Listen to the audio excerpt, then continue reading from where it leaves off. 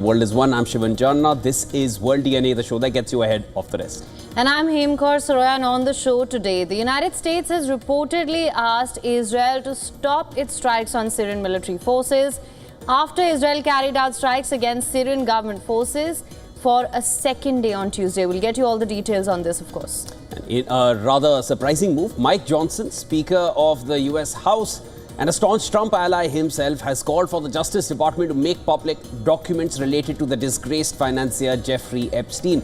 And this even though House Republicans voted down another maneuver aimed at releasing the Epstein files. We'll bring you the latest on that. Let's start with the headlines.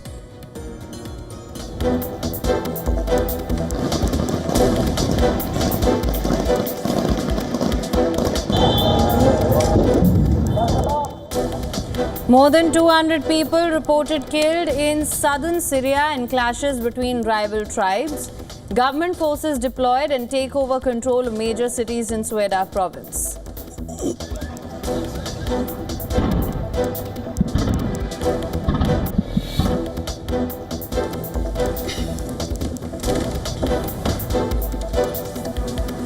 Trump administration reportedly asked Israel to stop after Israel carried out strikes targeting Syrian military forces for a second day.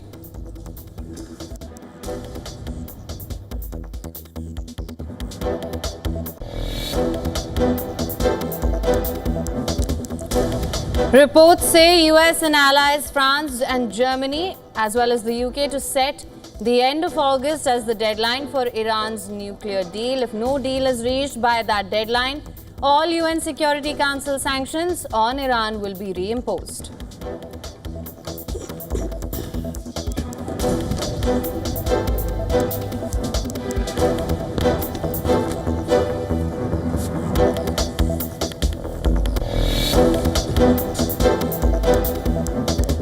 US House Speaker Mike Johnson calls for the release of the Epstein files amid a backlash over the handling of the case. But in the House, Republicans block another Democratic attempt aimed at forcing the Justice Department to release the documents.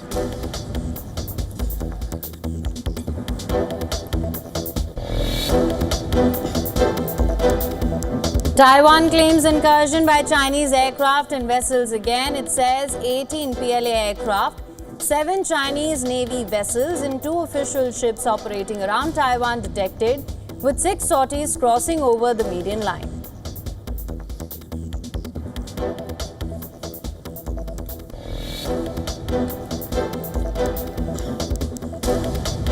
Police in Thailand arrest a woman for allegedly seducing and then blackmailing Buddhist monks. At least 9 abbots and senior monks cast out of the monkhood over the scandal.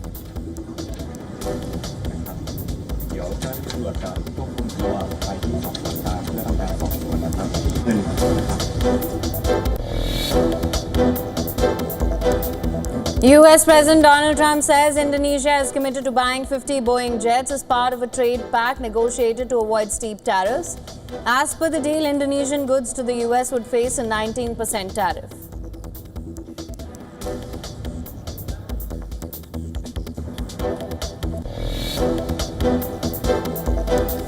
President Trump is calling for the Fed to slash rates to just 1%, but experts warn this could backfire, trigger inflation, shake market confidence, and undermine Federal Reserve independence.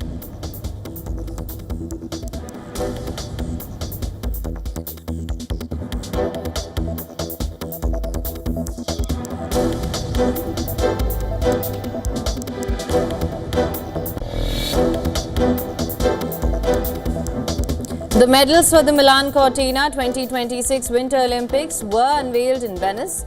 They are designed with 2 halves to represent both Olympic and Paralympic values.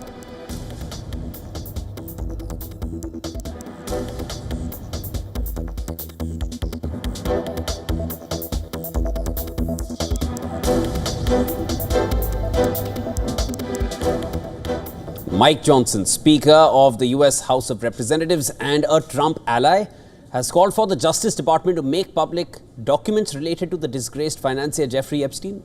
However, he still joined as House Republicans voted down another Democratic procedural maneuver aimed at forcing the Justice Department to release these so-called Epstein files.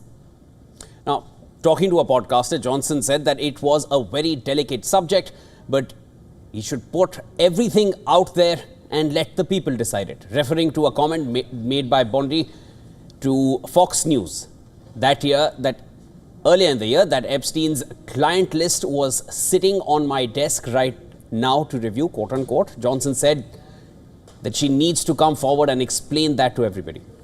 Now, Johnson's comment came as President Donald Trump also said that the U.S. Justice Department should release all credible information from its probe into Epstein, as he sought to douse a firestorm of criticism from his supporters over his handling of the case. Trump repeated his claim that the Epstein files were made up by his Democratic predecessors in the White House, even though he said multiple times during the election campaign that he would probably release them.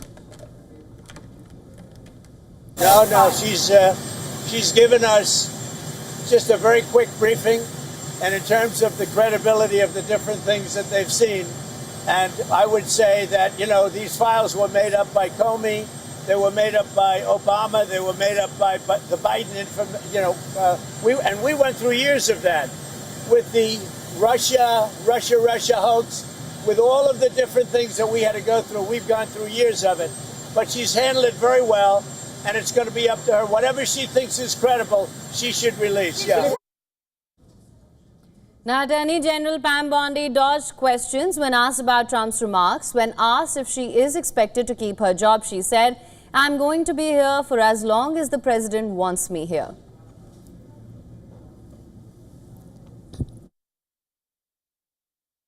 I'm going to be here for as long as the president wants me here, and I believe he's made that crystal clear. It's 4 years, well, 3.5 now, right? We've got 6 months in, and it feels like 6 years. But I was with Director Patel this morning, and we are working on fighting violent crime. We are working on all these issues that we deeply care about to make America safe again and get these drugs off our streets. The uproar over the handling of the Epstein case has resulted in the most serious split of President Trump's support base, with his loyal right-wing base now accusing his administration that it is covering up lurid details of Epstein's crimes to protect rich and powerful figures they say are implicated. Now, the Justice Department and the FBI said in a memo made public earlier this month that there is no evidence that the disgraced financier kept a client list or was blackmailing powerful figures. They also dismissed the claim that Epstein was murdered in jail, confirming his death by suicide, and said they would not be releasing any more information on the probe. For more details on this, our correspondent Susan Tehrani has sent us this report. Take a look.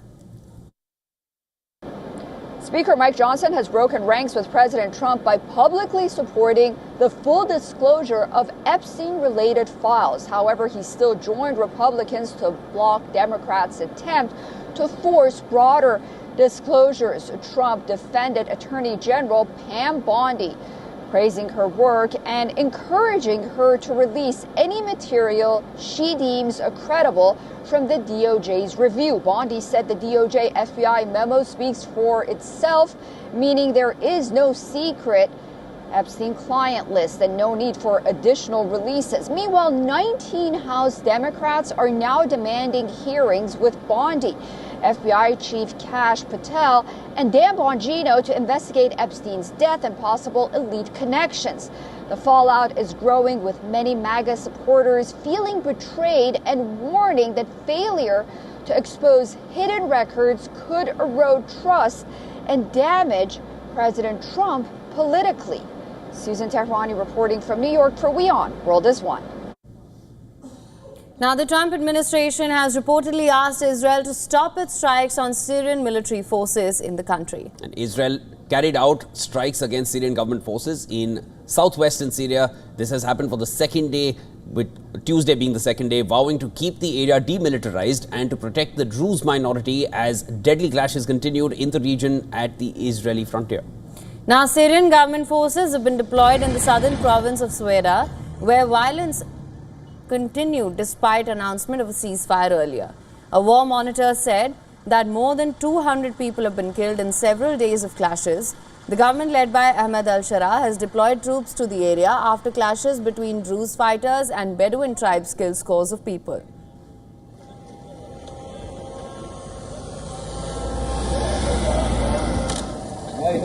Now, as per information that first appeared in Israeli media and was then reported by an Axios reporter, the Trump administration asked Israel to stop strikes on Syrian military forces. The report, citing a US official, said that Israel has assured the Americans that it would cease the attacks on Tuesday evening. The Axios also reported that Syria had informed Israel in advance that it was sending tanks to Sweda, and clarified that this was not an action directed at Israel but rather an attempt to restore order in the internal conflict. Now, Israel's military released a video on Tuesday which it says shows various Syrian military vehicles being targeted by airstrikes. The Syrian Observatory for Human Rights said that Israel struck a tank belonging to the Syrian military as forces began to move in deeper into the city of Sweda.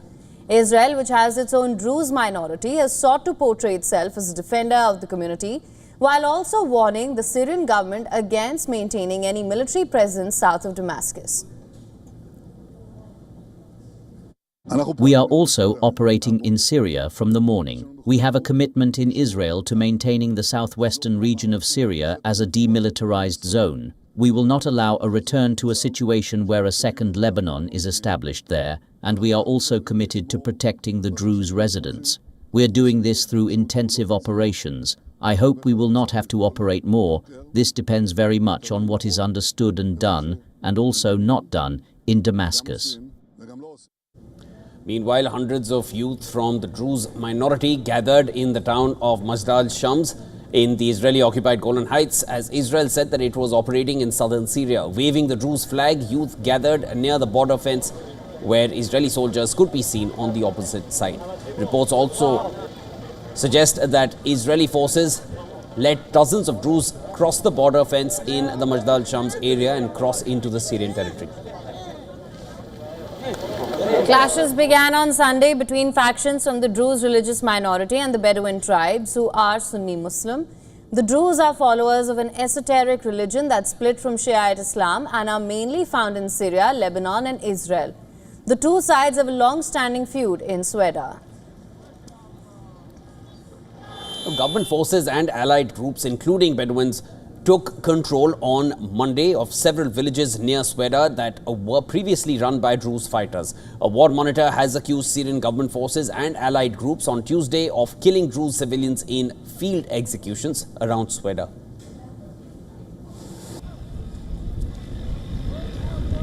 During Syria's 14-year civil war, which started after Assad's violent repression of peaceful protests in 2011, the Druze formed their own armed groups to protect their heartland in Sweda away from major battles.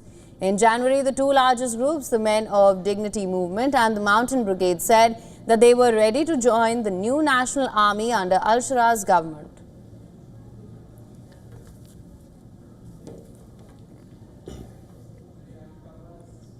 And as the Israel-Hamas war rages on, US Ambassador to Israel Mike Huckabee has demanded a probe into the killing of a 20-year-old Palestinian-American man. The man who was beaten to death by Israeli settlers in occupied West Bank. In a post on X, US envoy to Israel called for an aggressive investigation into the murder of Saif Musallat, an American citizen who was killed while he was visiting his family in Sinjar. He has also called the murder a criminal and terrorist act while demanding accountability. Musallat, his family claimed that he was protecting his family's land from Israeli settlers who were attempting to steal it, and Musallat died before reaching the hospital as the settlers blocked the ambulance. The United Nations Human Rights Office has said this on Tuesday that there has been an increase in attacks against Palestinians by settlers and security forces in the occupied West Bank in recent weeks. In West Bank's Burqa, Palestinian residents also claimed violence by Israeli settlers. They said that settlers come and set fire to vehicles and cut down trees here. Who said we are not afraid? The settlers scare us, not only in this town, in all villages, but specifically here. They come and burn cars, land. They cut down olive trees. They burn. Look at the mountains in front of us and behind us. Burqa is like a small circle. We cannot go herding or olive picking or plowing. We cannot do anything. Meanwhile, the European Union demanded updates from Israel on the implementation of a new deal to deliver humanitarian aid to the Gaza Strip. Foreign ministers from the EU's 27 member nations are meeting in Brussels in the wake of a new aid deal for Gaza. Even though the details of the meeting remain unclear, reports suggest that EU officials have rejected any cooperation with the Israeli-backed Gaza Humanitarian Fund over ethical and safety concerns. I also presented ministers an inventory of different measures that could be taken in relation to the review done in June. So we had a discussion on this, and these are choices that the member states have to make. We will keep these options on the table and stand ready to act if Israel does not live up to its pledges. The aim is not to punish Israel. The aim is to really improve the situation in Gaza. In Tel Aviv, Israeli protesters gathered outside the Expo Convention Center, where Prime Minister Netanyahu was attending an event. While calling for the end of the Israel-Hamas war, protesters also demanded that Netanyahu should step down as Israeli Prime Minister. According to the Health Ministry in Hamas on Gaza, Israel's military offensives have killed more than 58,000 Palestinians since October 2023 and have displaced almost the entire population in Gaza.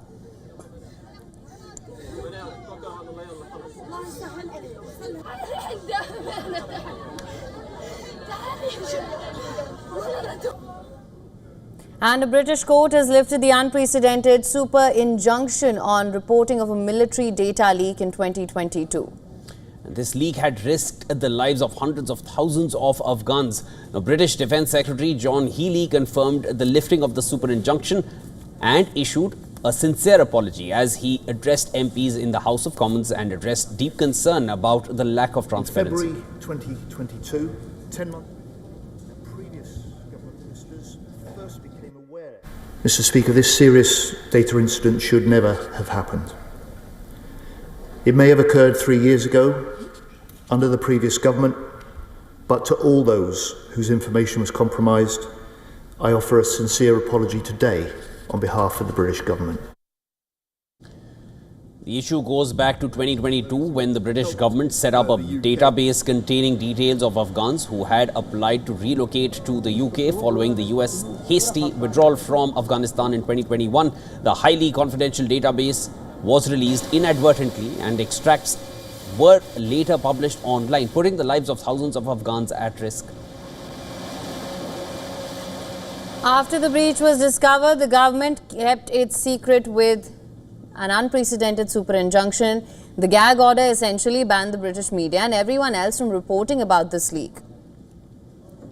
Further, the UK government signed off a £7 billion plan to secretly evacuate thousands of Afghans. According to Britain's Defence Ministry, 23,900 Afghans linked to the breach have been offered relocation to the UK, with more than 16,000 already in the UK.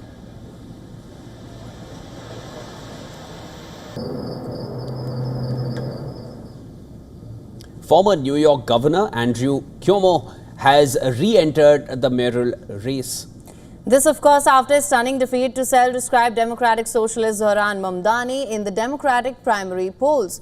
Cuomo announced his decision to run for mayoral polls as an independent candidate in a 90-second video. He said that the fight to save New York City is not over yet.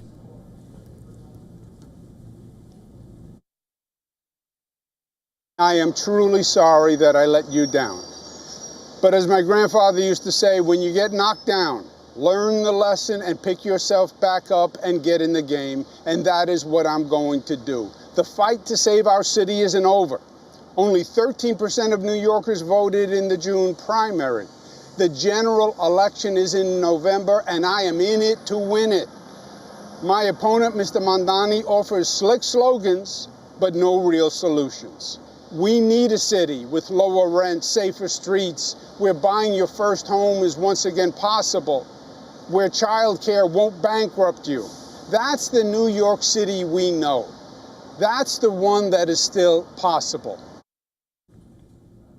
Cuomo has pledged that if he is not the highest-ranking challenger to Mamdani by mid-September, he will reportedly drop out of the race. Mamdani's challengers, including Mayor Eric Adams, who is running as an independent, Curtis Lewa, Republican nominee, and Jim Walden, an independent, are opposed to Mamdani's progressive agenda, which includes higher taxes on the wealthy. Some Democrats are also concerned that Mamdani may trigger an exodus of businesses and wealthy residents from the city, the nation's financial capital and its largest population center. They have called on donors and voters to unite behind a single candidate for the November election. Zohran Mamdani, a little-known member of the New York State Assembly, quickly gained popularity when he launched his campaign. He gained a surprising victory over Cuomo, a centrist Democrat who served as the state's governor for 10 years, before resigning in 2021 amid sexual abuse allegations. Cuomo, a 67-year-old politician, says only a small percentage of electorate voted in the primary, further claiming that Mamdani offers slick slogans but no real solutions.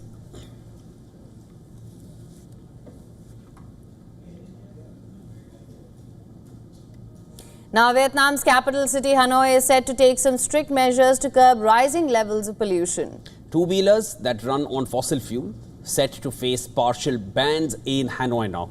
Announcing the decision, country's Prime Minister said that all the fossil fuel-run two-wheelers will be banned in central regions of the city starting from the 1st of July 2026.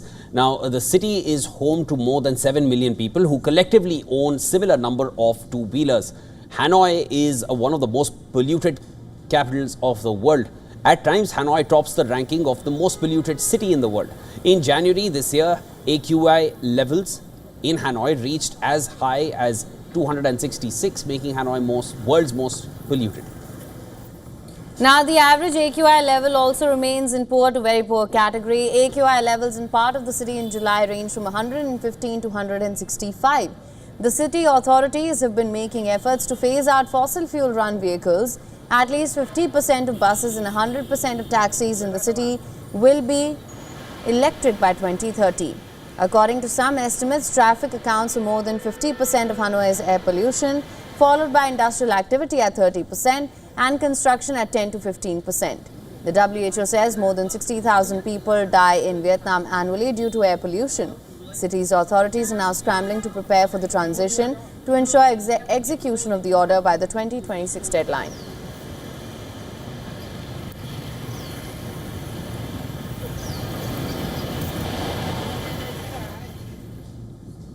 And in a discovery that could rewrite how we understand planetary destruction, scientists have found a terrifying link between cataclysmic volcanic eruptions and giant continent-sized blobs hidden deep inside Earth. More in this next report. Take a look.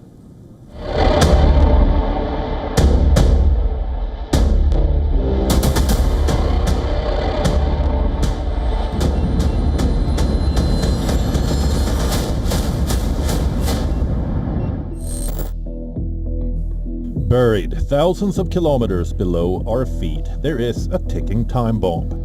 Two colossal blobs of unknown material, each larger than a continent, have long mystified geologists.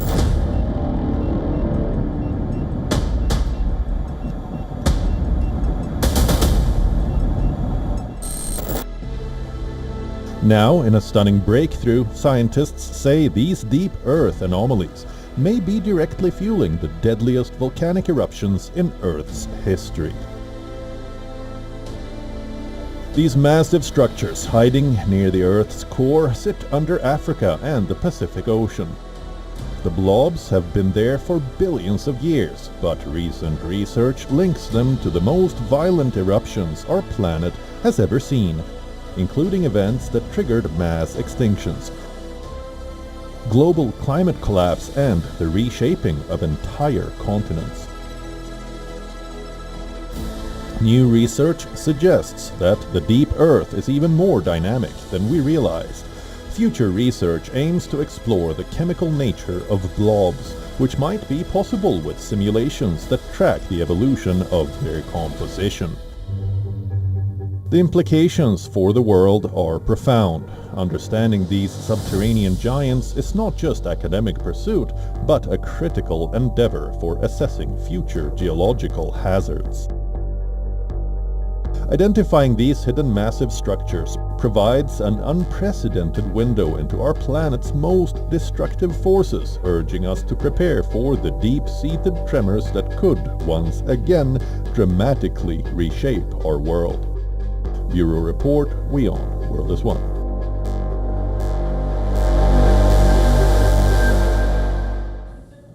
And with that, it's time now for a short break.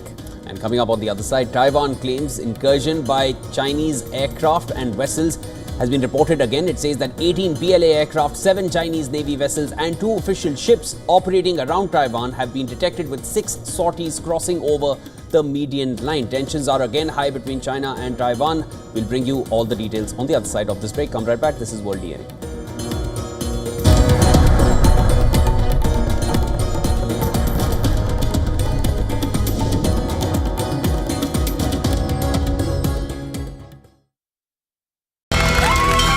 From the bustling trading floors of Wall Street to the vibrant exchanges of Asian stock markets, WION breaks it down for you to make sense of what's happening, as we reveal the key factors behind events, strategic battles, and the game-changing business decisions that shape the world. We bring you all of this and more on World Business Watch. Where darkness hides behind every corner. Where the truth is stranger than fiction. A show that dives deep into the stories which shock and mystify. Unsolved murders. Psychopaths who defy explanation.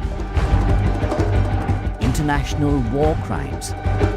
And millions swindled in financial fraud. The victims, the accused, and the sinister plot. Prime Crime is your front row seat to darkness.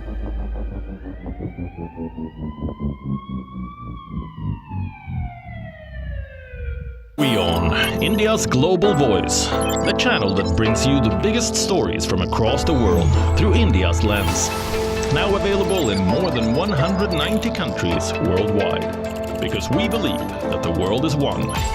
Watch us in Africa, Europe, USA and Canada, South America, Asia Pacific, Middle East and North African regions. Also available on these digital platforms across the world. WION, World is One.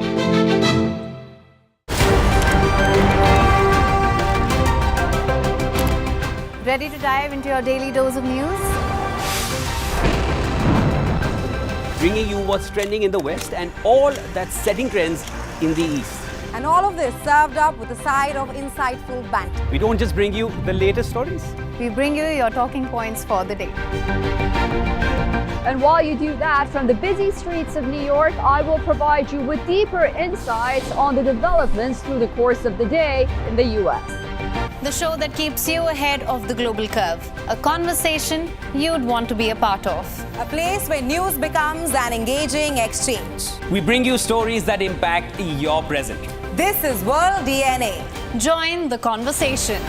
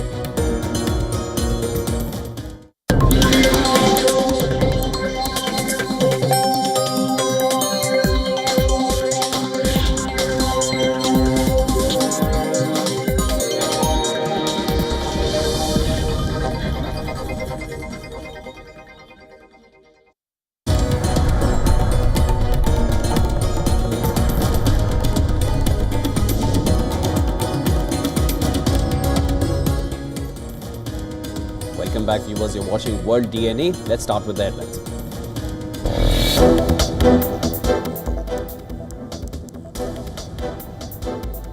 Air India announces phased resumption of its international operations following a safety pause implemented after the Ahmedabad plane crash. The airline had suspended or reduced multiple routes to conduct precautionary inspections on its Boeing 787 aircraft.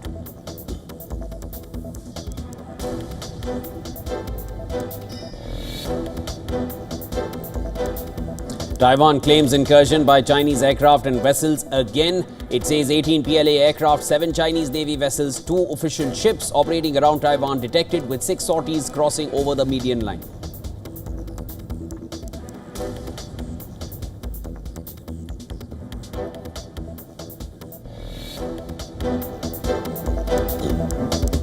Police in Thailand arrest a woman for allegedly seducing and then blackmailing Buddhist monks. At least 9 abbots and senior monks cast out of the monkhood over the scandal.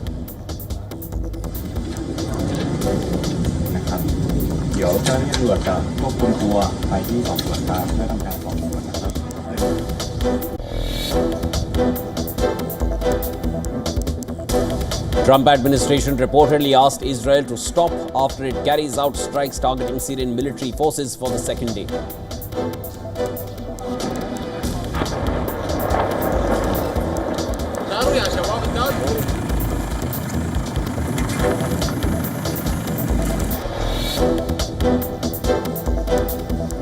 Reports say US and allies France, Germany and the UK set the end of August as deadline for Iran nuclear deal.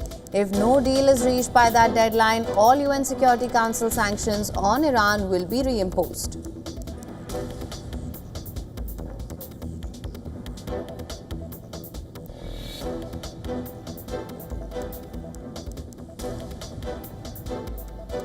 US House Speaker Mike Johnson calls for the release of the Epstein files amid a backlash over the handling of the case. But in the House, Republicans blocked another Democratic attempt aimed at forcing the Justice Department to release the documents.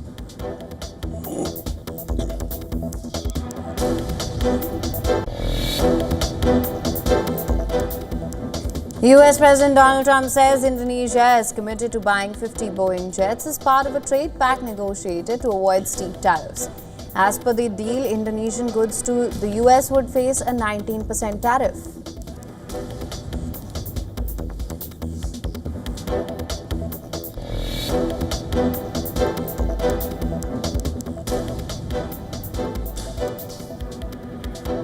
June US inflation rose to 2.7%, the biggest jump since February, as Trump's recent tariffs begin pushing up costs on imported goods.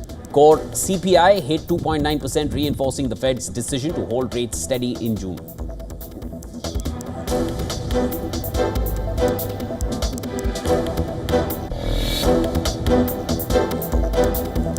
The medals for the Milan Cortina 2026 Winter Olympics were unveiled in Venice. They are designed with 2 halves to represent both Olympic and Paralympic values.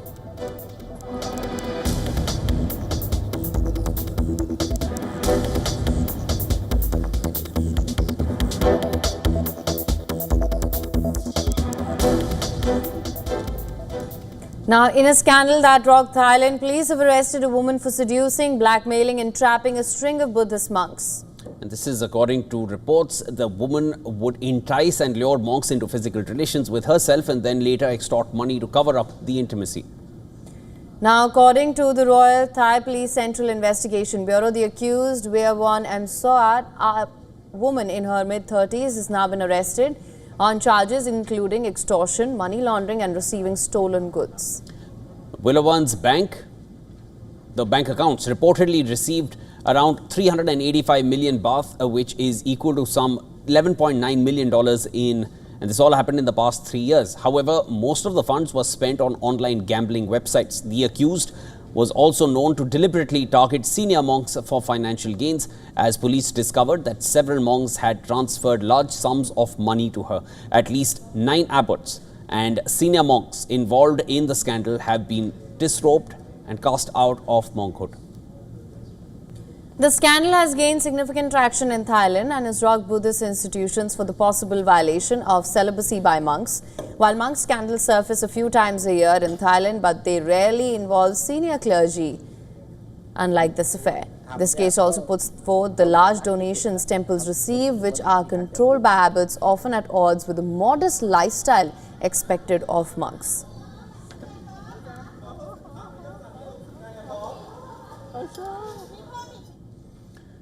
And Australian Prime Minister Anthony Albanese met China's President Xi Jinping in Beijing as the two sides seek to stabilize ties amidst heightened geopolitical tensions.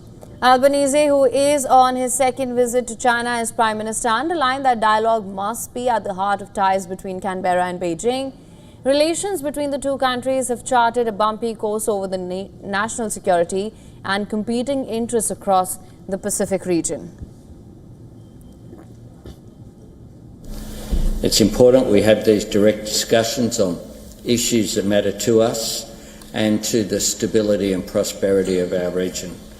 As you and I have agreed previously, dialogue needs to be at the centre of our relationship, and I welcome the opportunity to set out Australia's views and interests and our thinking on how we can maintain peace, security, stability and prosperity in our region. Now, Xi in turn hailed the benefits of the improved ties between China and Australia, saying the relationship had risen from the setbacks and turned around. The China-Australia relationship has risen from a low point and turned around, bringing tangible benefits to the Chinese and Australian people.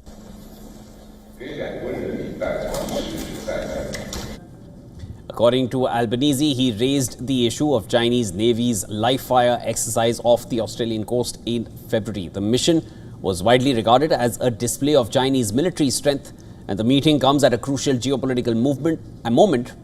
Reports suggest the US has asked Japan and Australia to clarify their stance if the US and China went to war over Taiwan. Albanese said that he reiterated Australia's support for a status quo on the issue. I reaffirmed on Taiwan Australia's position of support for the status quo. Well, what we did was we put forward Australia's position, or I did, which is that we want peace and security in the region. That is in the interests of both Australia and in the interests of China. Xi-Albanese meet comes a day after Australia test-fired US's HIMARS missiles on the first day of its largest war games, the Talisman Sabre. Around 40,000 troops from 19 nations are taking part in Talisman Sabre across thousands of kilometres from Australia's Indian Ocean territory of Christmas Island to the Coral Sea on Australia's east coast.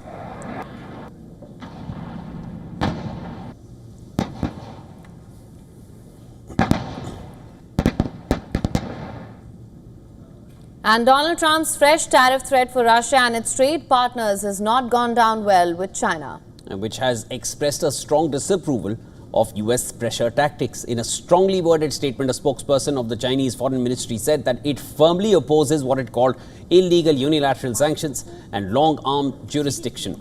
The statement underlined that there are no winners in a tariff war and coercion and pressure will not solve problems.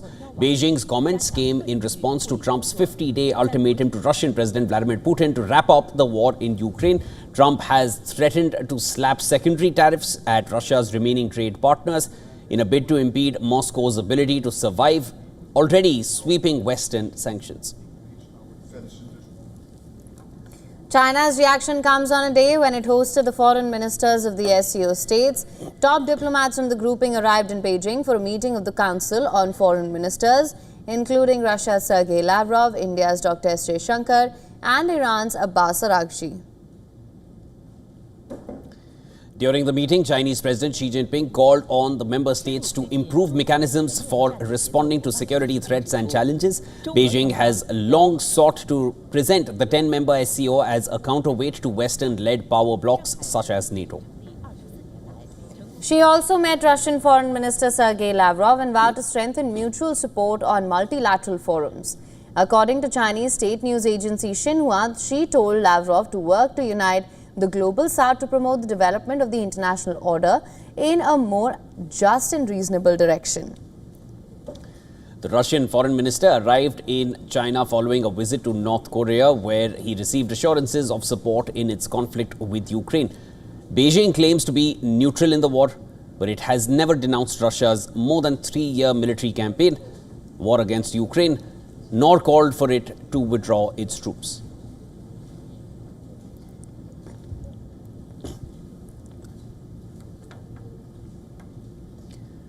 Yemen has postponed the execution of Nimisha Priya, which was scheduled for today, that is the 16th of July.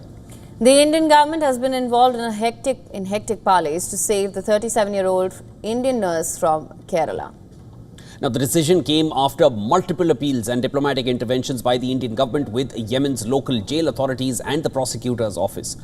What you see on your screens is a copy obtained by WION, which shows the freezing of the execution order as shared by Nimisha Priya's counsel.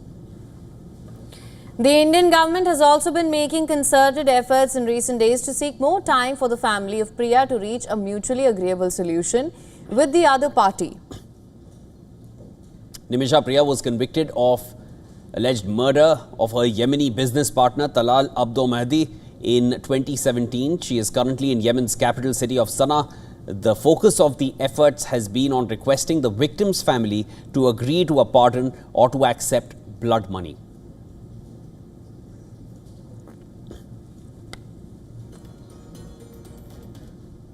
Now, India's Shubhanshu Shukla capped a historic visit to the International Space Station as a SpaceX capsule carrying him and other crew members of the Axiom 4 mission splashed down off the coast of California. A mission pilot, Shubhanshu Shukla, with a smiling face, stepped out of the Dragon spacecraft and waved at cameras as he experienced gravity for the first time in 18 days. He was preceded by mission commander Peggy Whitson. She is the 7th on the all-time she is for this particular crew. We'll see another big smile coming out of the Dragon spacecraft. Earlier, Grace, the SpaceX capsule carrying the Axiom 4 crew, had undocked from the International Space Station on Monday and began its 22.5-hour journey back to Earth. Prime Minister Modi congratulated Shubhanshu Shukla and called his visit to the International Space Station a milestone towards India's human space flight mission, Gaganyaan. Shukla's family in North Indian city of Lucknow rejoiced and celebrated as the Indian astronaut came out of the Dragon capsule. Now, during his time aboard the ISS, Shukla contributed to over 60 scientific experiments, including pioneering research in plant biology, materials science and artificial intelligence. His work, particularly the Sprouts project on plant growth in microgravity, is expected to have lasting impacts on both future space missions and Earth-based science. Group Captain Shubhanshu Shukla is a decorated officer of the Indian Air Force. He is not only the second Indian after Rakesh Sharma to go to space since 1984, but also the first Indian to go to the International Space Station.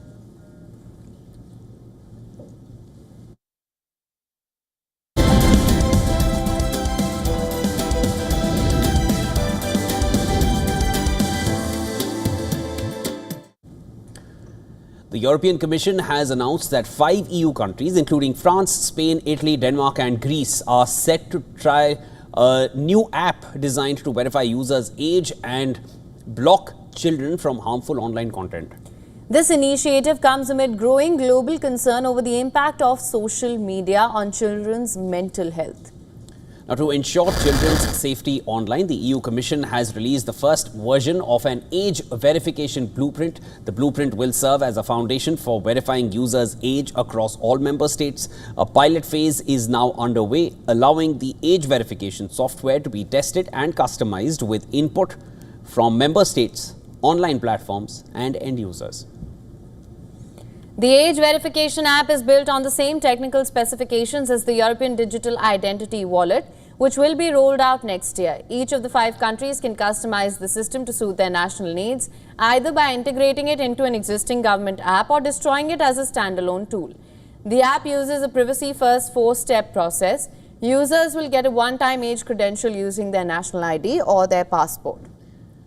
Once the app is available at the national level, the user's age is verified by the issuer through personal data like date of birth, And however, online services will only receive a proof that the user is over 18 without any other personal details. The processes of issuance and presentation will be handled by separate entities, ensuring privacy. The proof provider will not be informed about the services where the proof is used, and each proof will only be used once to prevent cross-service tracking. The blueprint on age verification provides a method to enable users to prove that they are over 18 when accessing restricted adult content such as online pornography without revealing any personal information. It is based on open source technology and designed to be robust, user-friendly, privacy-preserving and fully interoperable with the future European digital identity wallets. During the pilot phase, the age verification solution will be further enhanced with new features. Apart from EU ID card, further updates will include additional options for users to prove that they are over 18. The age verification will also be enhanced with the latest technical solution, zero knowledge proof, to ensure the highest level of privacy protection.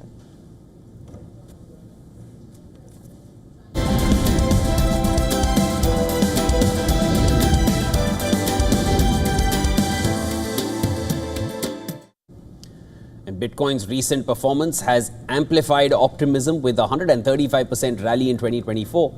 Its current price is closer to its all-time high of above $123,000 that was hit on Monday. The OG token has nearly doubled from a year ago when pitted against the dominance of the dollar and heritage of the gold standard. Bitcoin will face its real test. Take a look at our next report for more on this.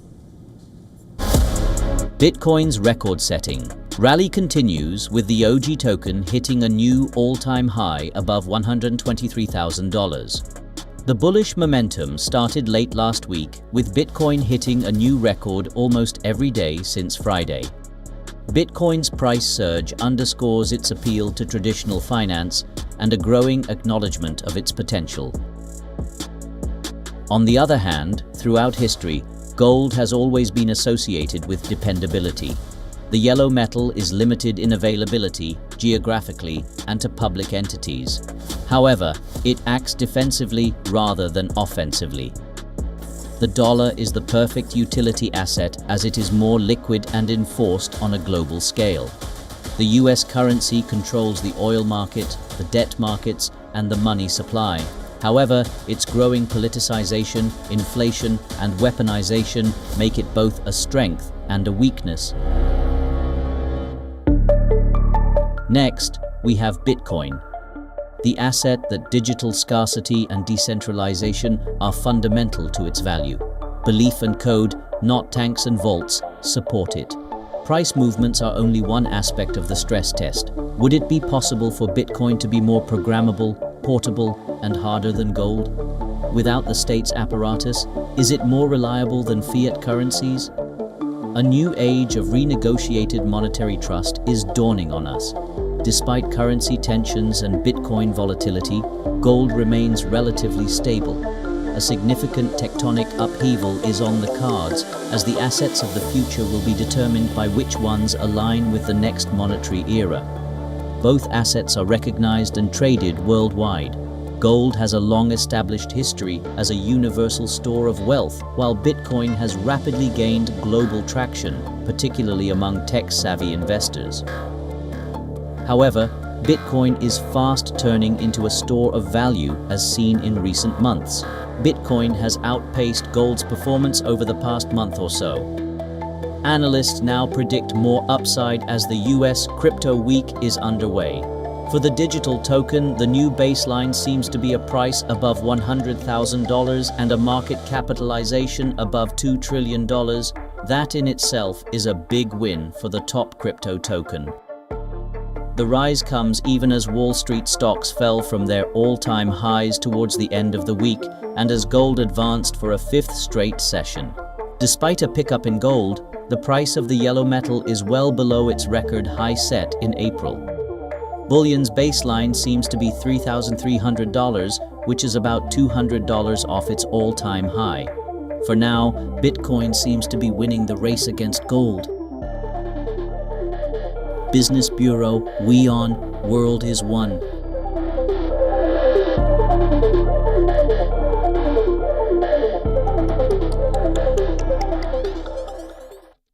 And Trump's threat to levy financial sanctions on Russia has put the spotlight on the two largest consumers of Russian crude oil, India and China.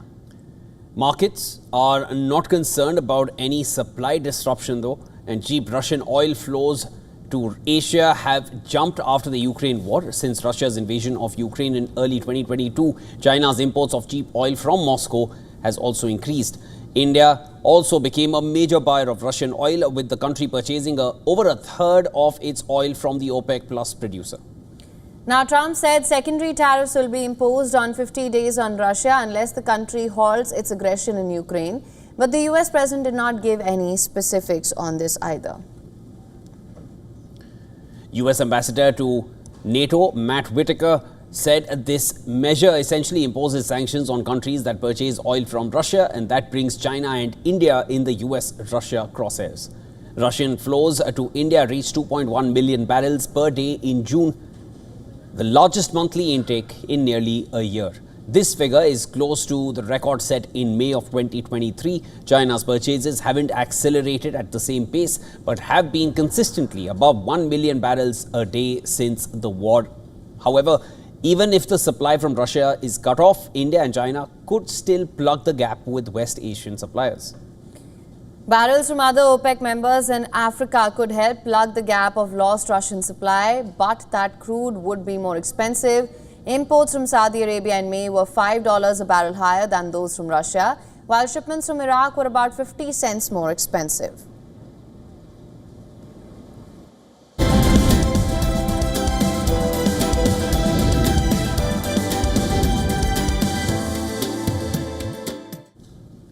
And in sports, no trophies, no problem. Manchester City may have ended last season empty-handed, but they've just scored the biggest kit deal in Premier League history. $1 billion extension with sportswear giant Puma. City and Puma first joined hands in 2019 with a 10-year deal set to expire in 2030. That agreement was worth around $86 million a year.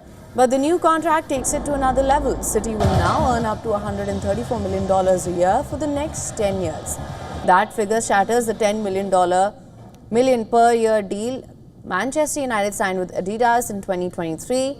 City now sits second only to Real Madrid in the list of the most lucrative kit deals in football, ahead of Barcelona, United and Arsenal.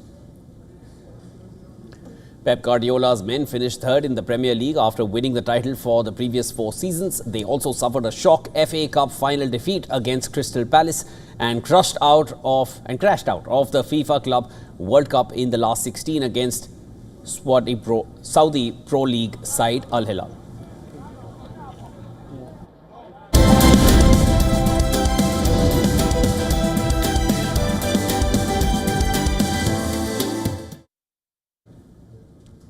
Now, veteran singers Bob Geldof and Midge Ure celebrated 40 years of Live Aid in London. The pair attended a special anniversary performance of Just for One Day. More about the event in this next report.